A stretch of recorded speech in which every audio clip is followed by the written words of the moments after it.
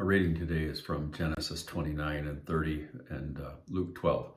And the verses that just really struck me as I read was Luke chapter 12, verse 35 and 36. Let your waist be girded and your lamps burning, and you yourselves be like men who wait for their master when he will return from the wedding, that when he comes and knocks, they may open to him immediately. Preparedness, anticipation, being ready, all important words that we read of, or at least the thought of being presented in these verses. It speaks to us of being ready for the return of the master of the house. There's a sense of anticipation in the hearts and minds of the servants, and for he's promised to return, but hasn't told them the exact day or time that he's going to come. So in anticipation, they keep the house cleaned and ready for his return. I just am taken with these verses and the realization that as we look around and see all that's going on, there's an anticipation that Jesus is coming soon. The events that we see taking place, my word, how fast things are happening. I've never, in all of my life, lived and thought I would see the things happening today in our country that are taking place.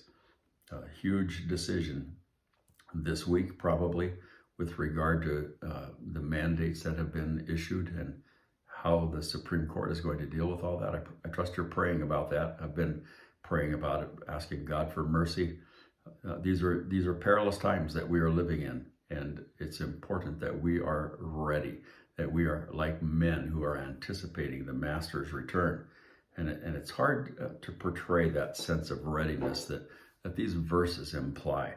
There's to be a constant awareness, looking like over the edge of the horizon, as it were, a gazing down the road, a looking to see if he might be coming.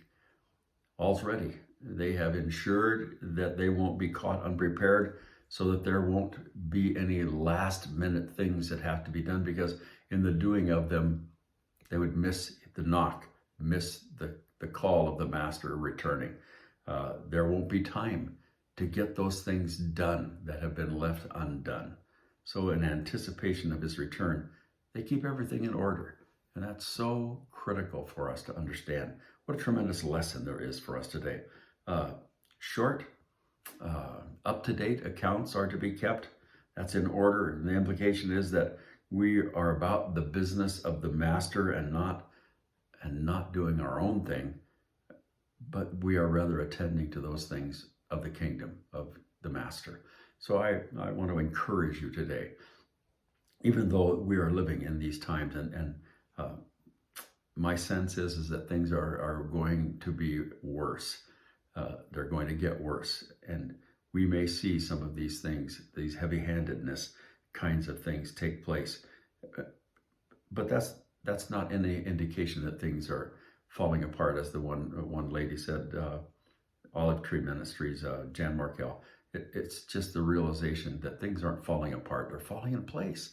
It's time to get ready. Don't put off to tomorrow those things of today that we need to be involving ourselves in. And so we are preparing, sharing the good news of the gospel as opportunity comes to us, and being the people that he's called, so trusting him, even though things may be difficult. We know what his word says, and so we stand upon the word. We know his word. I just can't encourage you enough to spend time in the word, allowing that word to soak up into your heart, so that you are nourished and fed and ready, prepared to stand in the evil day.